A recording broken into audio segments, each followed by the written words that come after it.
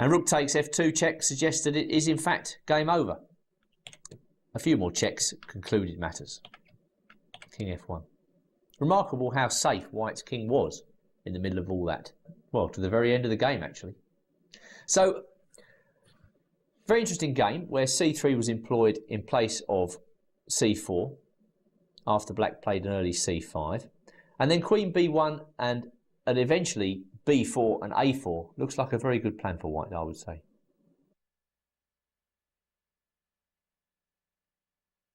We saw earlier how effective the move c4 could be against Slav-related responses by black, or at least lines where black just copied what white was doing. Now I'm going to show you an alternative method for white which caught my eye as soon as I saw it.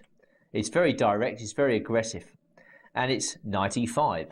And this comes from a game between a guy called Pantsulaia, and he's playing Vuckovic in the Belgrade Trophy 2006. And well, if this works for white, it's a very attractive method of play, because the idea of putting the knight into e5 is to try and make capital of the position of the bishop on f5 straight away by going through with g4. Well, judge for yourselves. I mean, you can only make your own mind up, really. The idea is to chase that bishop down. And in fact, it turns out that this is very difficult for black to meet, because what's he going to do? If he takes on e5 in this position, white takes back with the pawn, and then as far as I can see, white's winning a piece on the next turn with h5.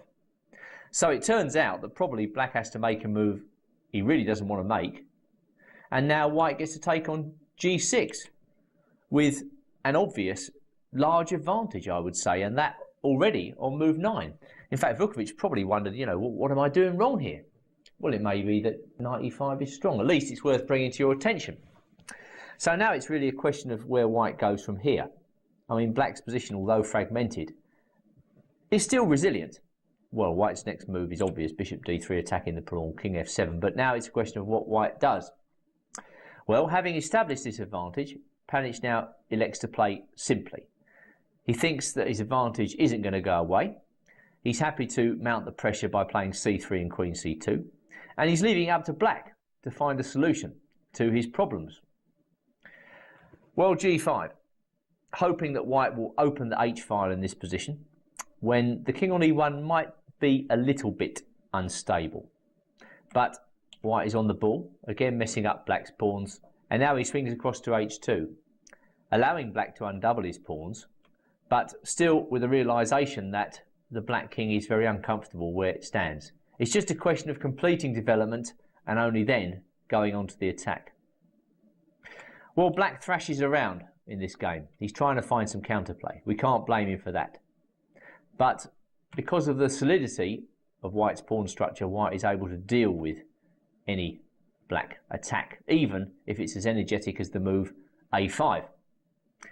Again, Pantsulaia plays very carefully, just rerouting the knight via a1 to c2 to hold up the advance of the a pawn. The a pawn doesn't seem to be going anywhere, so queen c6, making room presumably for the b pawn.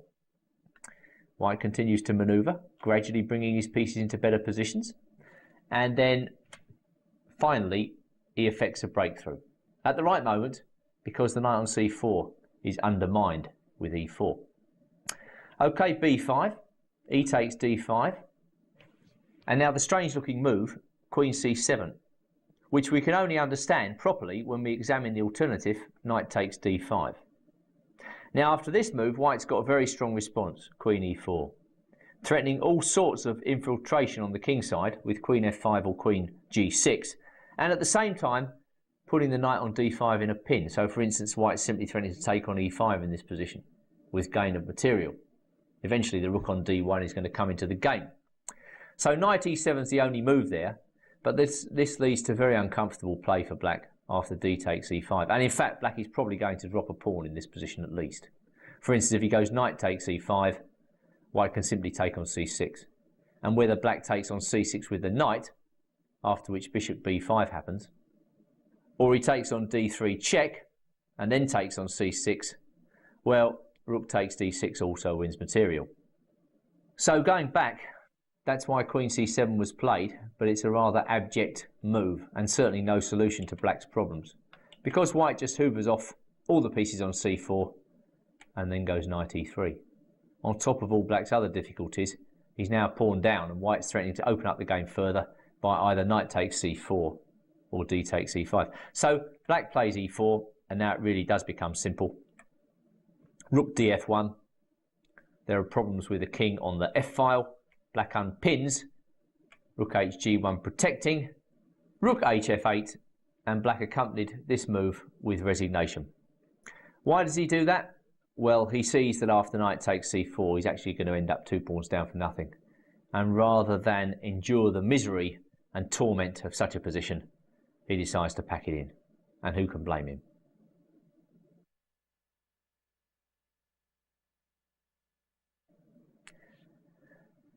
Now, there are many Grunfeld players out there who are not going to acquiesce meekly to a King's Indian type position with d7, d6, and it's as well to know what white should do against this particular setup where black plays d5 and c5. This is a very reliable way to play with black.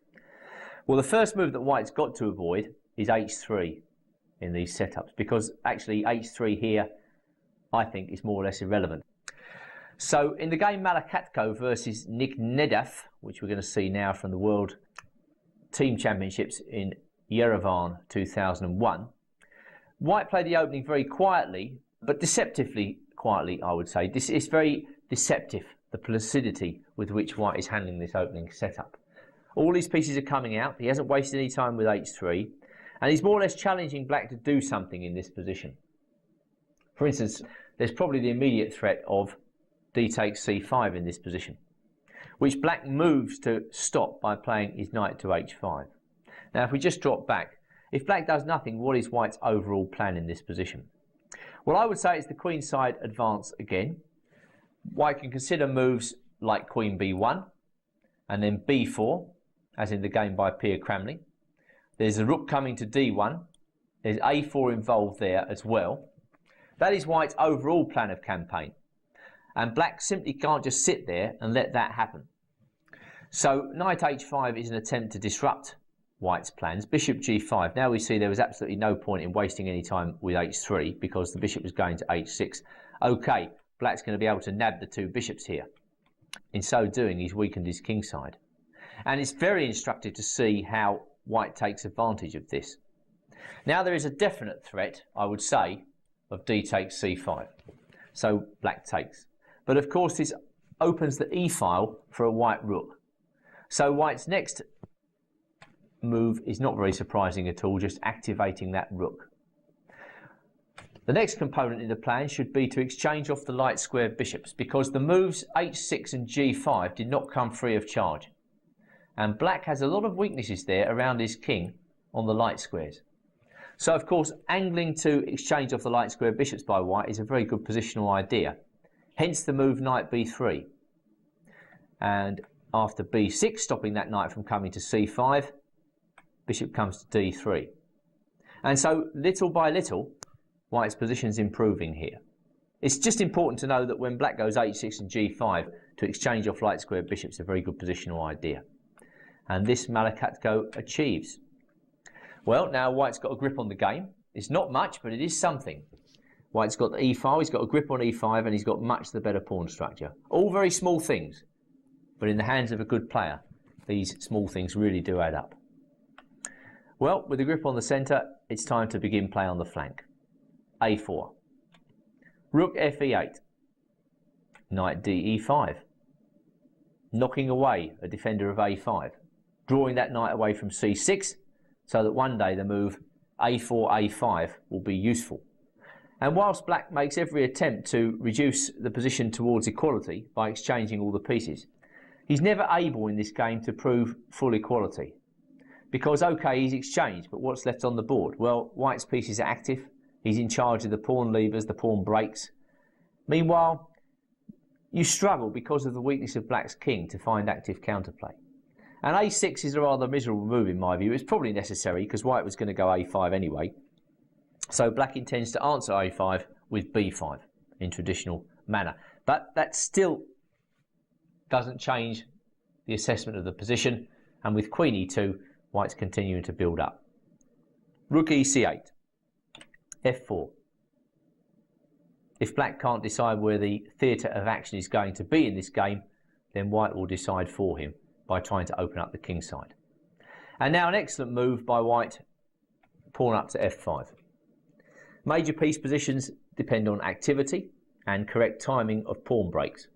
Here f5 opens up the position at the right moment and enables white to bring his rook into f1. So I think we can see now that white has a very big advantage in this position. Well, black continues to try to get active and defends himself. It's still not enough. White can probe, and with rook f6, in fact, wins a pawn. Rook takes f7, rook a g8, queen f3. Never as simple as they look, major piece endings, because you've always got to be very, very careful about the activity of the pieces here, which white is very aware of, and through exchanges hopes to take away any black counterplay. Well, rook d7, queen d3 check, king g7, and queen takes b5. Very accurate play. It's not clear what advice to offer black here, apart from resignation. 2 pawns down. I mean, you can play for some tricks, hoping that you're going to get a perpetual check-in. You know, there might be some hope for black if white allows queen e1 check and then maybe queen h4 check, some draw like that. But queen d3 is another very accurate move. Malakhatko is an incredibly strong player. He can handle any black counterplay. Of course, queen h4 check will be answered by queen h3. So queen c1, last best desperate throw of the dice. The passed pawn finally begins to advance. And now another very accurate sequence enables white to exchange the queens by force.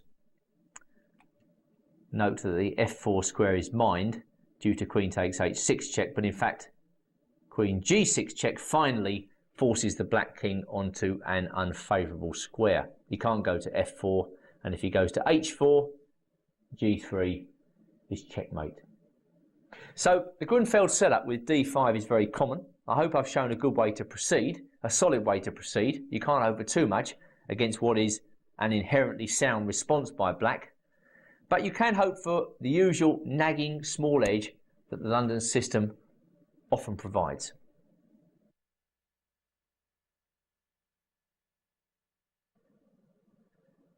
What we've seen on this DVD, I think, is a general introduction to the London system, an examination of typical plans and ideas played in games between very strong players.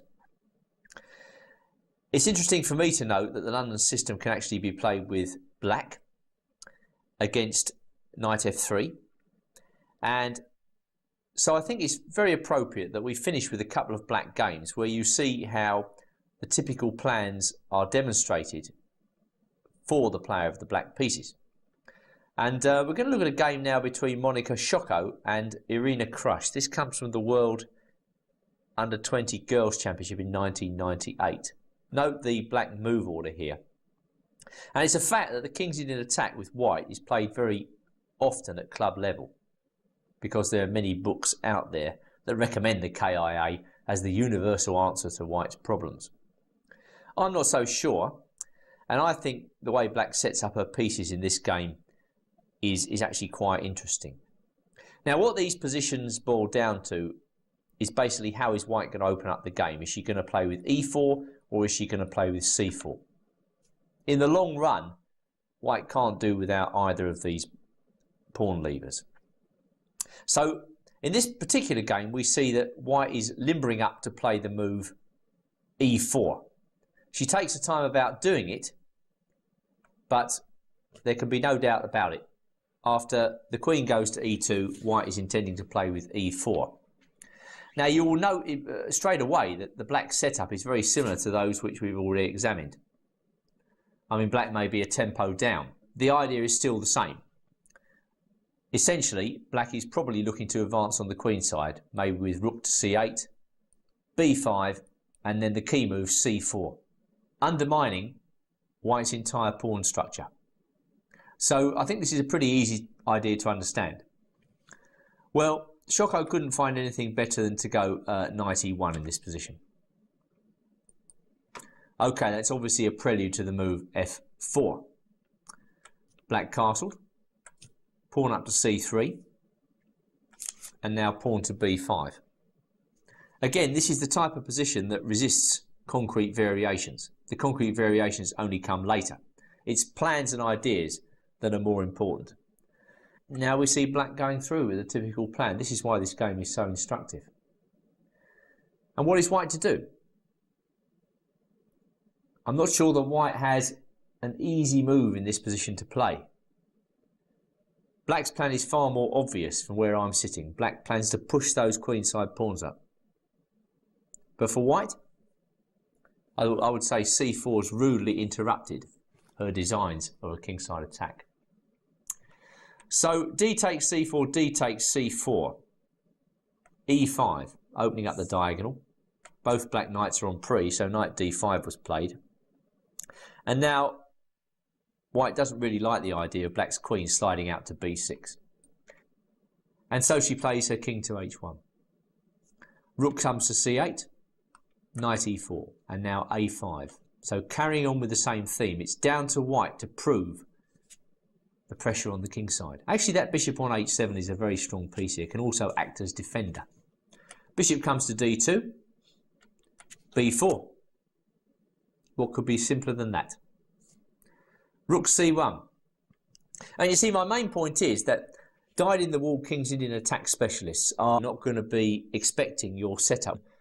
They will have far more experience in this type of position, playing against setups where the black bishop, the light square bishop, is on b7. But here on h7, it adds a completely different slant to the game.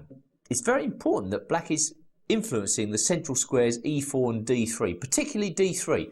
And it's this insidious control of d3 that gives white problems and forces her to make moves she doesn't really want to make. I mean, you don't see white playing bishop d2, rook c1 in traditional KIA positions.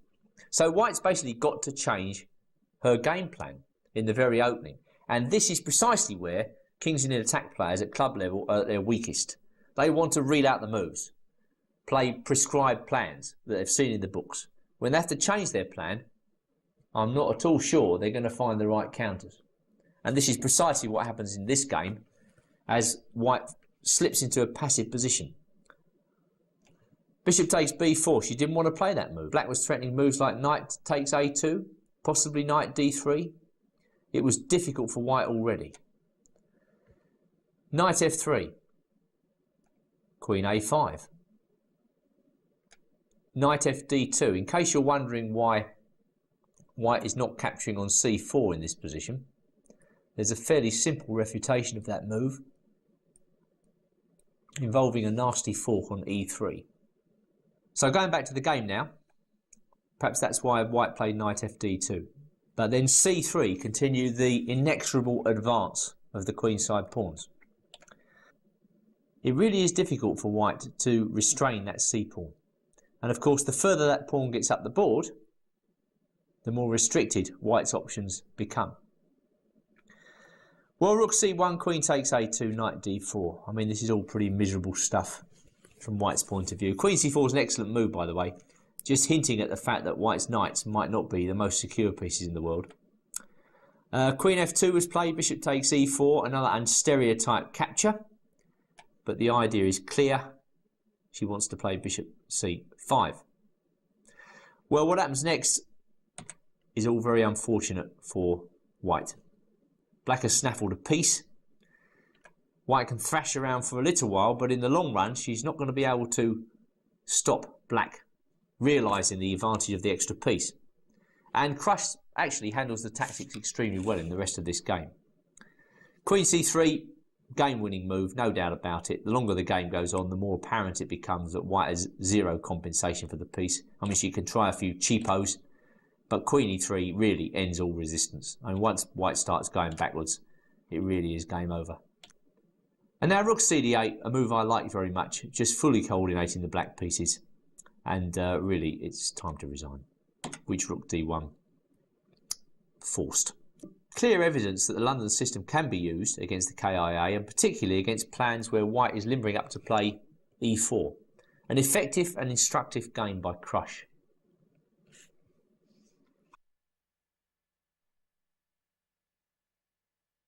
The final game of this DVD shows that it's possible to play the London system against the Reti opening as well. In fact, I think it's known as the Lasker system if we play it with the black pieces. Whereas in the last game, black chose a very successful setup against an early plan of e4 by white. Here we see the much more critical, from black's point of view, plan by white of playing an early c4. And the reason this is critical because it lets the white queen out to pressurise b7. And we're going to see a game here between Pantsulaia and Kobalia, played in 2005, where black answered white's early queen attack with queen b6. This is the mainline move. And the reason I show this game is to try and encourage black to play these positions. I mean, black should not be afraid of the early exchange of queens, despite the damage to the pawn formation, because it's quite easy for black to defend the pawn at b6. In return for those pawns, black's got free development and a nice safe king position. At the same time, black can look forward to putting pressure on the white queen side. Black can successfully resist all of white's early attacking attempts. You'll see white setting out his stall, black repelling all advances. I mean, I think f4 by white is an unstereotyped move, but the point is, of course, to try and secure the position of the knight on d4. Bishop comes out to c5 to try and destabilise that knight. Bishop protects knight. And now pawn up to h5. An interesting move, creating counterplay on the king side. And we quickly see in this position that white actually really has nothing. I mean, probably it's an equal position. But black is fine. If you want a reliable system for black to play against the Reti, and in particular, or maybe even the English, you can get this set up, then putting the bishop on f5 early is quite a reasonable idea. Now it's just a game of chess where the better player is going to win. Okay, well, rook hc8. Why not occupy the open file? a3, enabling the rook on a1 to move. And now knight comes to e8. Main idea of this is to get rid of the dominating white knights. Well, rook ac1. A pair of knights come off. And now a very interesting move, rook a5, a move that not everybody would consider first off, because it looks as though it makes the black rook prey to moves such as b4. But white has tactical problems in this position. The knight on b5 is en prise, the bishop on e3 is a little bit loose. Well, black, if anybody, is better here. Bishop takes c5 was played. The problem for white is that white doesn't really have a natural move. If the knight retreats to c3, that runs slap bang into black's d5 to d4, winning a piece. So bishop takes c5 doesn't necessarily look like a very good move, but I think it was forced upon white. It's proof positive, actually, that white has no real play to speak of. Well, rook b1, I think that is the best move. I mean, without that, white's just a pawn down for nothing. With the a pawn facing the firing squad as well. Rook a2, rook takes b6. And now a move which brings the light square bishop back from the dead. Bishop takes d3. Of course, white was relying on rook takes b7 checking this position. But now, rook c7, just carefully neutralising white's pressure. And black can take time out to play g6. And what have we got here? Well, we've got a position where material balance has been re-established, but the bishop on f3 is innocuous, ineffective, and the black rook is in much the better position. So what remains on the chessboard is very important, and what we've actually got here is a very passive white setup, which black exploits to the full with that excellent move bishop takes e2. Bishop takes e2 and then d3. And, well, I think it's all over. Black manages to coordinate the pieces and wins rather comfortably. And now his mate next move, king h4, knight f3, checkmate. An elegant and fitting way to finish our investigation into the London system. We've seen that the London system is a potent weapon in the right hands. But apart from Vlado Kovacevic, who else uses it at the Grandmaster level on a regular basis? So, is it of any use other than as a surprise weapon? Well, I think it is. And I like to identify several key types of player which I think the London system will be perfect for. Firstly, I think it's good for busy players. Those guys with not an enormous amount of time on their hands, but still want to play a good game of chess and just want to avoid heavy theory and get a middle game where the themes are relatively easy to understand and thematic. Secondly, I think it's the perfect opening for lazy players. I mean, perhaps you don't like to consider yourself in that category, but there are a lot of lazy players around. Don't want to learn a great deal of theory? London System's good for you. Thirdly, I think it's the perfect opening to play against booked up juniors, calculators and attacking maniacs. You know, we all know these types of player from our own experience. London System is the type of opening which they absolutely hate. And finally, I should always remind you that the London System tends to promote a complex middle game position where the best player wins. And if you're on top of the main themes and ideas, you're bound to immediately have quite a distinct advantage against your opponent. It remains for me to wish you good luck and get that bishop out to f4 as quickly as you can.